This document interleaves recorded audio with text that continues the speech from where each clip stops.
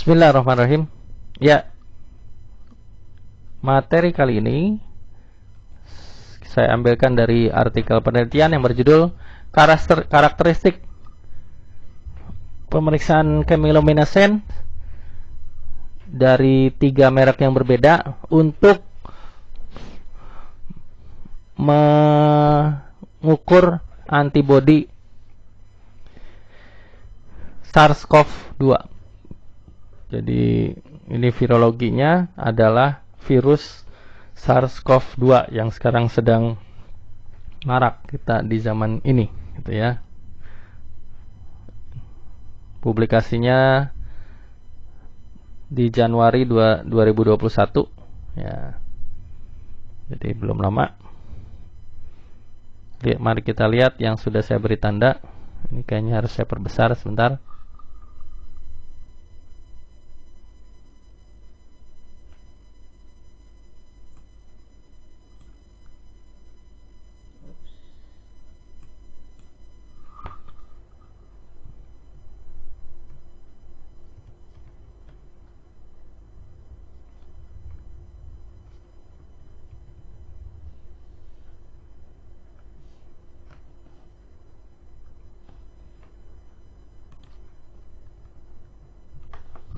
Ya, cukup. Baik, kita mulai dari tanda yang pertama. Di awal pandemi, pemeriksaan dengan metode flow lateral, aliran lateral, ya, flow cytometry, maksudnya flow cytometry lateral, itu menjadi metode pemeriksaan utama untuk menguji keberadaan virus SARS-CoV-2 secara imunologi, secara serologi atau imunologi. Ya, apakah di sini ada pendahuluannya enggak ya kita? Oh, maaf, kelewat berarti. Ya. Gak apa-apa, itu tadi kalimat yang satu. Ini kita balik dulu ke yang sini. Masih ada 3 di sini, mulai dari yang kuning. Ya, bahwa pasien dengan dugaan infeksi COVID-19 pada fase akut itu sulit diuji dengan RT-PCR, ya, real time PCR atau transkriptase, reverse transkriptase polymerase chain reaction pada fase akut. Kalau yang terduga ini sulit. Oleh karenanya, karena tidak bisa PCR, akhirnya mengandalkannya pemeriksaan serologi. Pemeriksaan serologi yang kalau pemeriksaan serologi ini digunakan, maka kepentingannya adalah untuk menelisik secara retrospektif. Jadi bukan progresif ke depan, tapi retrospektif. Melakukan klarifikasi retrospektif terhadap gejala-gejala klinis yang muncul. Jadi pemanfaatan uji serologi pada kasus COVID-19 fase akut ini kepentingannya adalah untuk klarifikasi retrospektif pada gejala-gejala klinis yang muncul. Berikutnya, pemeriksaan serologi memungkinkan untuk memperkirakan, mengukur proporsi berapa banyak individu yang sudah terinfeksi COVID-19, baik dalam level populasi total, dalam lingkup area di pelayanan kesehatan, maupun di lingkungan kerja secara luas. Jadi ada 3 peluang, baik populasi total, area pelayanan kesehatan khusus dalam lingkup terbatas, maupun di area kerja yang luas di seluruh aktivitas manusia. Berikutnya, dari data dilaporkan ada hasil negatif palsu pada RT-PCR. Ya, pada RT-PCR dilaporkan ada hasil negatif palsu. Kemungkinan disebabkan oleh teknik pengambilan sampel yang tidak adekuat, yang tidak sesuai standar. Jadi faktor-faktornya tidak diperhatikan. Teknik pengambilan sampelnya ada faktor-faktor yang luput, yang tidak mampu dikendalikan. Itu yang pertama, kemungkinan pertama. Kemungkinan kedua, jumlah klaster virusnya, ya, kelompok virusnya itu di bawah batas yang bisa dideteksi. Di bawah ambang batas, viral load-nya di bawah ambang batas yang bisa dideteksi oleh RT-PCR. Itu yang kedua, sebab yang kedua. Kalau didapatkan hasil negatif palsu. Sebab yang ketiga, karena mengambil sampelnya dari swab di tenggorok, itu kemungkinan besar virusnya banyak tersapu oleh sonde swabnya. Jadi bukan ikut terbawa, malah justru tersapu keluar gitu, malah hilang virusnya. Padahal virusnya ada di situ, tapi karena proses penyapuannya di saluran nafas atas, jadi berbarengan dengan aliran udara di situ, akhirnya banyak yang hilang virusnya, banyak yang rusak.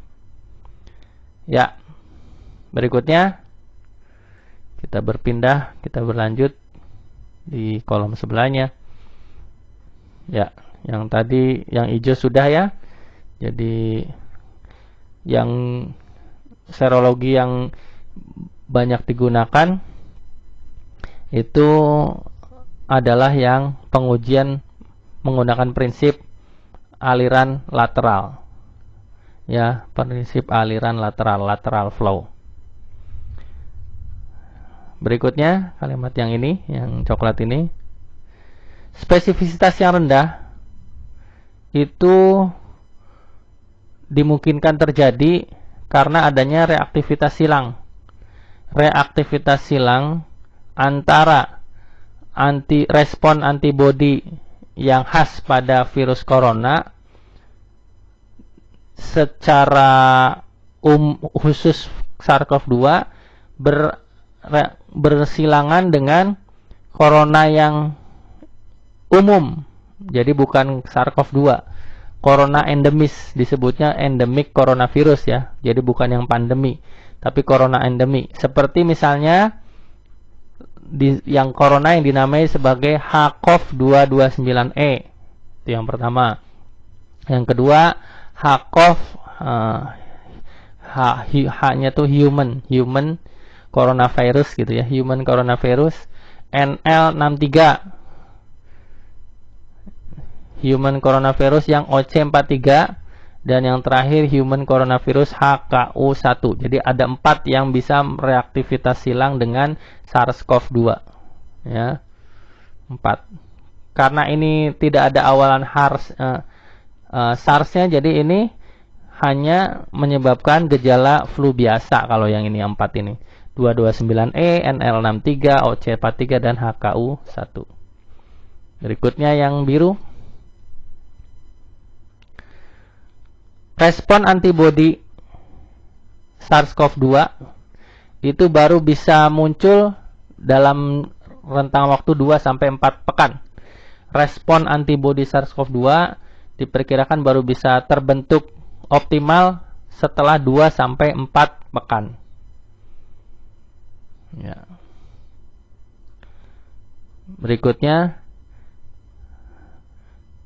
hasil negatif palsu, hasil pemeriksaan antibodi yang negatif palsu itu bisa terjadi karena durasi yang tidak mencukupi. Jadi durasinya kurang lama, durasi yang terlalu cepat antara onset itu kejadian pertama kali gejala klinis muncul, gejala klinis pertama kali muncul dengan waktu pengambilan sampel darahnya. Jadi jarak antara kejadian munculnya gejala klinis pertama dengan pengambilan sampelnya itu jaraknya kurang lama, terlalu cepat. Itu bisa menyebabkan hasil negatif palsu pada pemeriksaan antibodi. Ya, yang serologi antibodi, bukan antigen nih, serologi antibodi. Atau katanya itu sebab pertama. Sebab kedua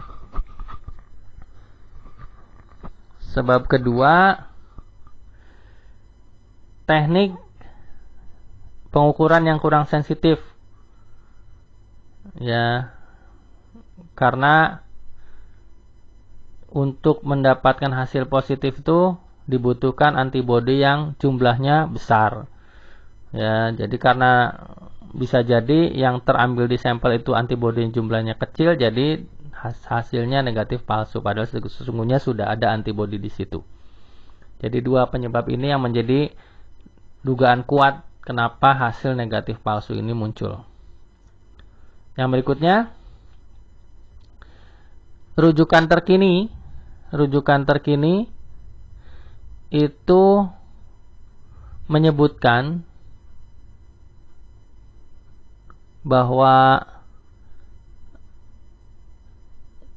pemeriksaan antibodi itu idealnya baru akan didapatkan hasil yang akurat setelah 35 hari sejak gejala pertama kali muncul. Jadi dirujukan ke terkini itu kapan gejala pertama kali muncul, maka idealnya pemeriksaan baru diambil sampel minimal 35 hari setelahnya. Ya. Berikutnya, perbedaan model pemeriksaan itu juga akan berhubungan dengan antigen spesifik apa yang berkaitan dengan antibodi yang akan diperiksa itu. Jadi perbedaan pengujian berpengaruh juga dengan perbedaan antigen spesifiknya. Seperti misalnya antigen spesifiknya bisa salah satu di antara dua ini. Bisa berbentuk antigen nukleokapsid internal atau dikodekan dengan huruf N besar, atau ini yang sekarang yang lebih populer, atau spike protein permukaan S1 atau S1/S2. Ya. Ini salah satu di antara ini, tapi yang lebih populer yang bawah nih, spike protein permukaan.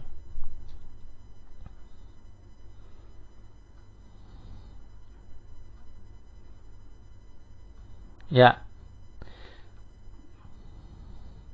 Berikutnya disebutkan bahwa keberadaan antibodi yang mampu berespon terhadap antigen nukleokapsid maupun spike protein pada RBD-nya, SRBD ini kan sering disingkat begitu, spike protein receptor binding domain. Itu jadi titik ikatan yang khas, titik ikatan yang spesifiknya namanya SRBD.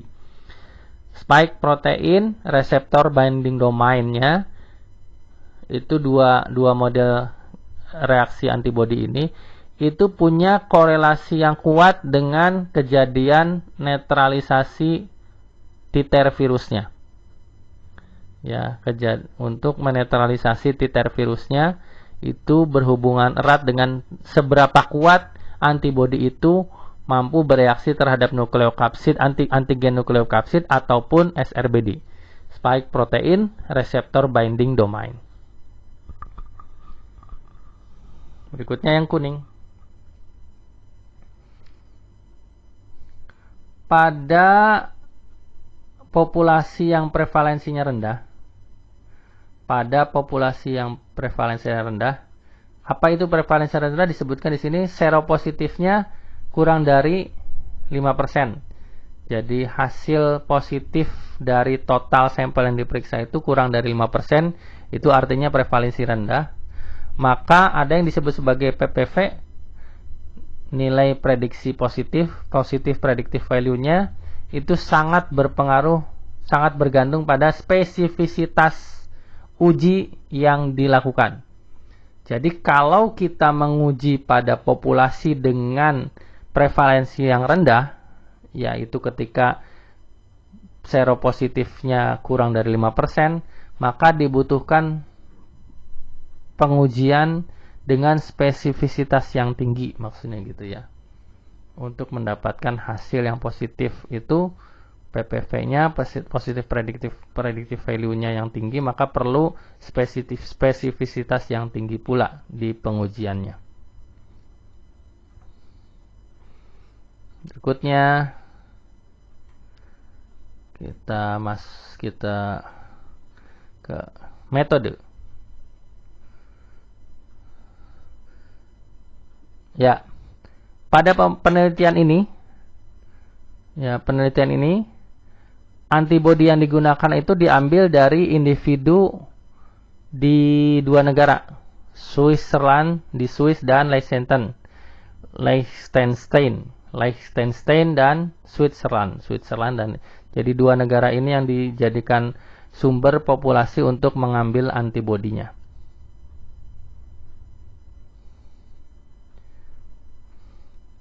Ya, jadi dibagi menjadi dua kelompok. Kelompok yang kedua, saya langsung meloncat ke kelompok the second group ya. Kelompok yang kedua itu adalah individu yang secara rutin mendonorkan darah. Ya. Individu yang secara rutin mendonorkan darah tanpa ada dugaan bahwa yang bersangkutan terinfeksi COVID-19. Ya, individu yang kelompok kedua diambil dari individu yang secara rutin mendonorkan darah. Namun selama mendonorkan darah itu tidak ada dugaan ke arah COVID-19 karena SARS-CoV-2 antibodinya diperiksa mulai dari 15 April sampai 4 Mei tahun 2020. Totalnya ada 191 di kelompok yang kedua ini. Ya.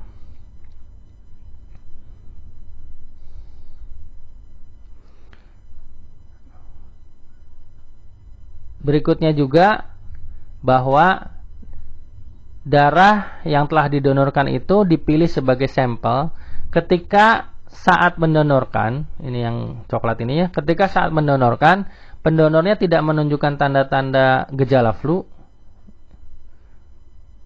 Yang pertama, tidak menunjukkan tanda-tanda gejala flu, atau pendonornya tidak pernah kontak dengan pasien COVID-19 dalam rentang waktu 14 hari sebelumnya. Jadi selama 14 hari sebelum donor tidak ada riwayat kontak dan tidak ada gejala-gejala flu. Sehingga mereka yang mendonorkan dengan kriteria itu baru akan diambil sebagai sampel. Di kelompok yang kedua ya. Saya menyoroti kelompok yang kedua.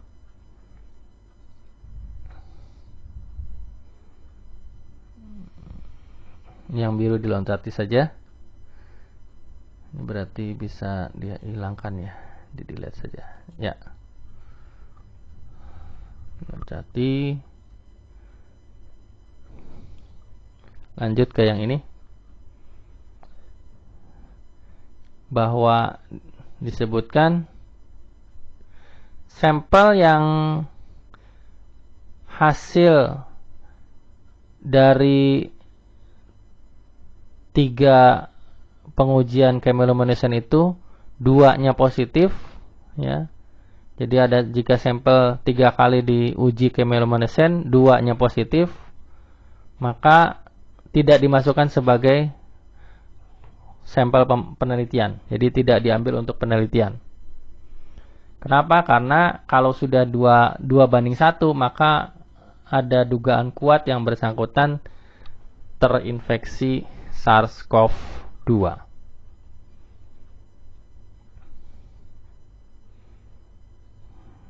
Ini where S4-nya. Kita lihat ke atas ya. Where S4. Ya. Selama mengambil sampel dari tadi ada 191 ya total. Dari ada 191 itu ada 4 yang dikeluarkan, tidak lagi dilanjutkan, tidak diambil, tidak diputuskan, tidak diambil sebagai sampel penelitian. Dengan kondisi 1 itu positif RT-PCR-nya positif 24 hari sebelum penelitian dimulai, sampling untuk penelitian dimulai. Sedangkan yang ketiga lainnya itu ada dugaan asimptomatik SARS-CoV-2. SARS-CoV-2 tapi carrier dia, jadi asimptomatik. Jadi 4 tidak diambil, jadi 191 dikurangi 4 tadi ya, gitu ya. Itu ini berarti ini yang ini yang 4 dikeluarkan itu di grup ketiga ya, bukan grup kedua. Coba kita cek grup ketiga. Betulkah grup ketiga? Third cohort. Oh iya, ini cohort ketiga ya. Kalau yang ini, maaf, kalau tadi kan April sampai Mei ada daerah namanya Graubünden. Bacanya rada bingung. Kita baca seperti teksnya aja, Graubünden gitu ya. Kalau yang ini di Kanton Spital Saint-Gallen ya. Yang ketiga ini, kelompok ketiga. Kalau tadi, dan total jumlahnya 1002. Kalau tadi kan 191 kelompok kedua, kelompok ketiga 1002. Dari 1002 ini katanya 4 itu dikeluarkan ya. 4 dikeluarkan, tidak dijadikan sampel karena tadi yang 1 positif RT-PCR-nya, yang 3 terduga dia carrier asimptomatik. Kelompok keempat di Switzerland. Labor Medicine Centrum Dr. Riss in Bach. Bacanya kurang lebih begitu mungkin ya. Ya. Kalau ini itu terdiagnosis dia mengalami penyakit virus spesifik, dalam hal ini Epstein-Barr virus EBV. Sebanyak 9 sampel, cytomegalovirus 7 sampel, dan virus common cold lainnya tadi HAKU1, NL63, OC43 dan 29DE sebanyak 12. Jadi total 9, 7, 12, 19 tambah ada 28. Yang kelompok keempat ini total sampelnya ada 28 di awal ya, di awal.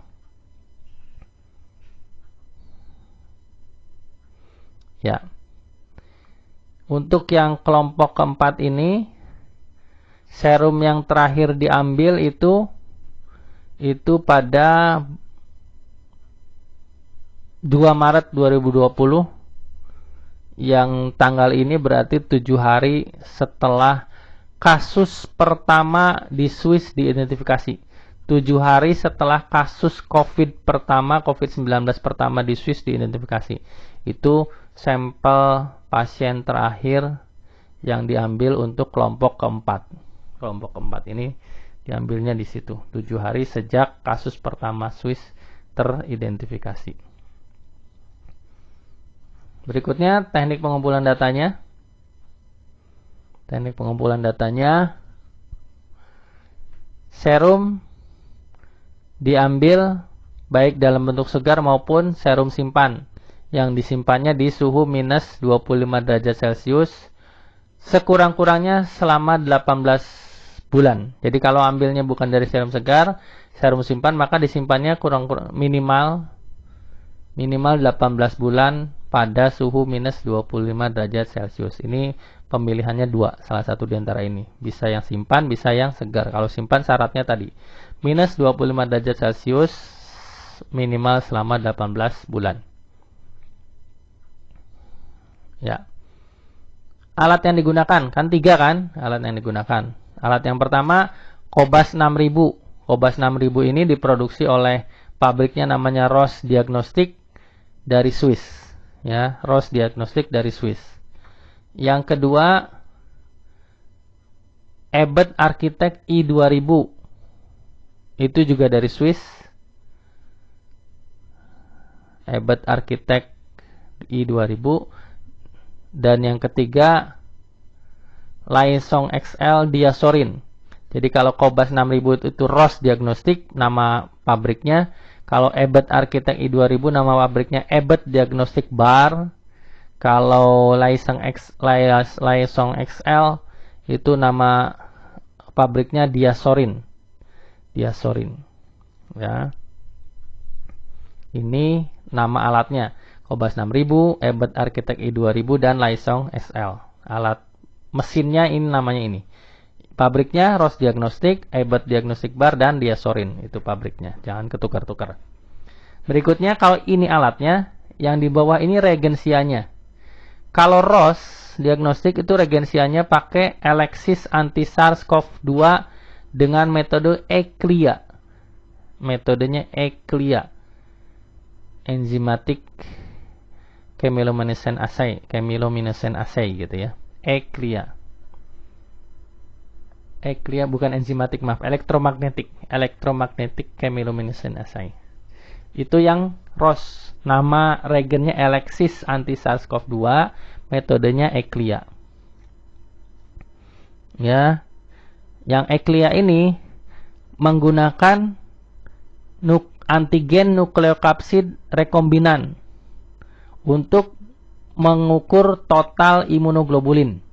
Ya, Alexis ini menggunakan antigen nukleokapsid rekombinan untuk mengukur total imunoglobulin.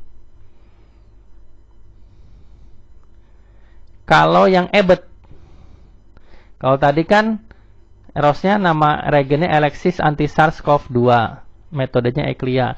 Kalau yang Abbott, nama reagennya SARS-CoV-2 IgG, nama reagennya, metodenya CMIA, Chemiluminescent Immunoassay, CMIA mungkin gitu ya.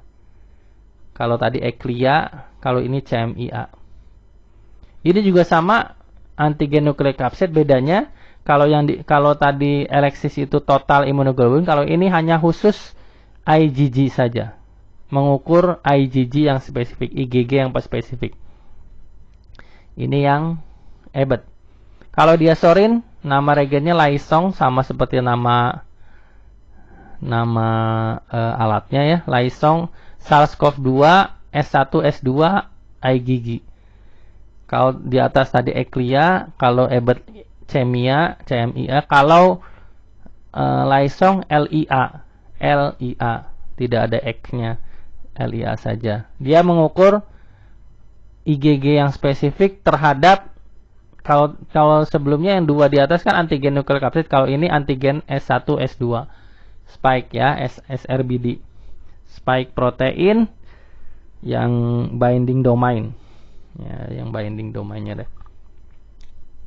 Jadi ini beda tiganya, diingat-ingat, tiga-tiganya berbeda di situ ya. Sebagai pendukung katanya, mereka juga menggunakan ada instrumen namanya DXX dari Jerman. Kalau yang tiga-tiganya di Swiss, kalau ini pendukungnya itu dari Jerman untuk mengukur tidak hanya IgG tapi juga IgA. Ya, IgG dan IgA. Ya. Kemudian berikutnya yang di bawah ini yang saya beri tanda magenta, ada yang namanya koefisien variasi. Statistik itu ada koefisien variasi. Anda kan tugas akhir ya, statistik ini buat Anda tahu saja. Koefisien variasinya berbeda-beda. Kalau ECLIA itu 2,7%, CMIA 3,6%, LIA 5,4%, IgG ELISA yang pakai DXX ini 4,6%, dan IgA ELISA 3,6%. Jadi kalau yang DXX ini lebih rendah sebetulnya, dia ELISA bukan chemiluminescent. Jadi hanya buat pendukung saja, konfirmatory saja, buat penyeimbang gitu ya.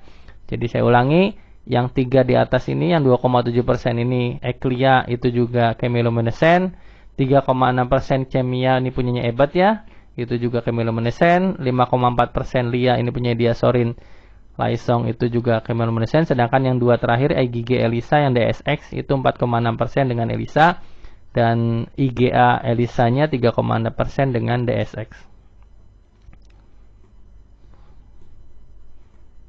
Sepertinya sudah. Sebentar, saya perkecil dulu. Oh, masih ada di sini. Sedikit lagi. Ya, ini yang 1, 2, 3, 4, 5. Saya perbesar dulu. Oh,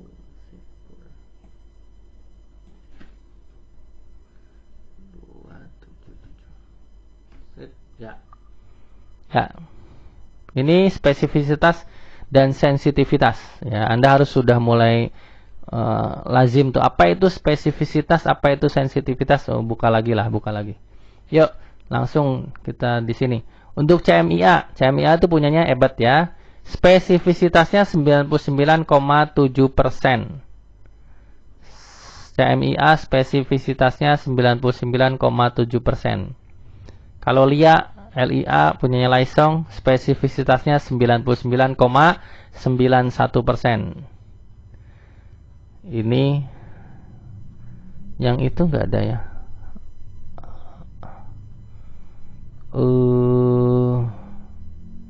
Mungkin ini ya. Yang Alexis nggak ada ya, Alexis yang Eclia. Yang Eclia. Oh, saya salah. Maaf, diulangi. Jadi ini di sini ya. Ini berarti saya highlight. Ya. Ini keliru nih.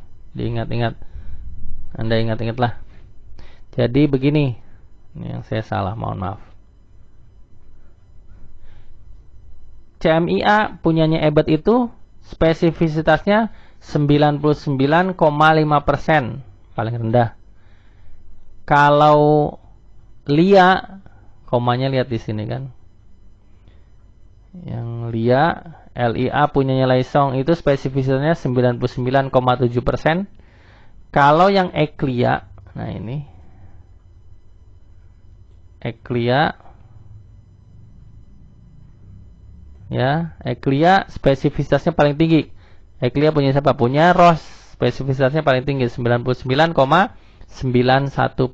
Jadi berurutan EBET 99,5%, CMIA, Diasorin LIA 99,7%, sedangkan Eclianya ROS 99,91%. Ini yang spesifisitas. Sekarang sensitivitas. Sensitivitas mulai dari yang ini tidak diurutkan. CMIA punyanya EBET 93%, LIA punyanya Diasorin 90%, Eclia punyanya ROS 96%. 93% CMIA, 90% LIA, 96% Eclia. Ya.